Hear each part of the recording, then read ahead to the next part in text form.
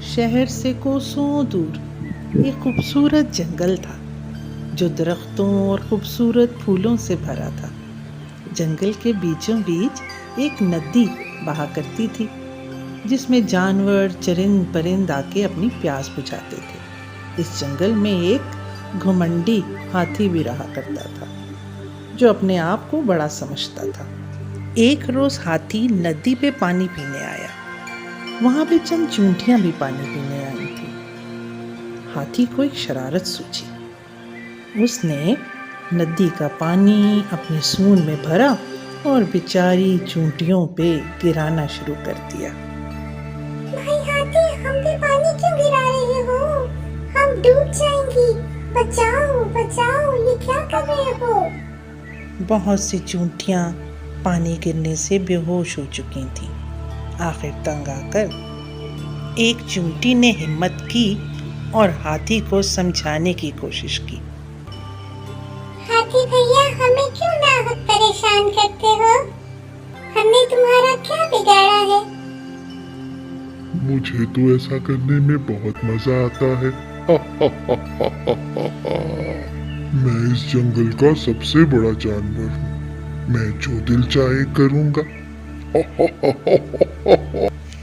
चूंटियां जब घर पहुंची तो आपस में मशवरा करने लगी। बताओ बहनों, अब इसका क्या हल निकाला जाए? चूंटियों के नन्हे बच्चे अलग परेशान थे। उनको तो खौफ आ रहा था कि हमारा क्या बनेगा। हम जरूर इसका बदला लेंगी, जरूर बदला लेंगी, नहीं तो ये और सर चढ़ेगा। चुनाचे चूंटियों ने एक फैसला कर ही लिया। अगले रोज हाथी मियाँ जब मजे से सो रहे थे तो चूंटियां आहिस्ता आहिस्ता उसके करीब आईं और एक चूंटी उसकी सूंड पे चढ़ गई और लगी उसको काटने।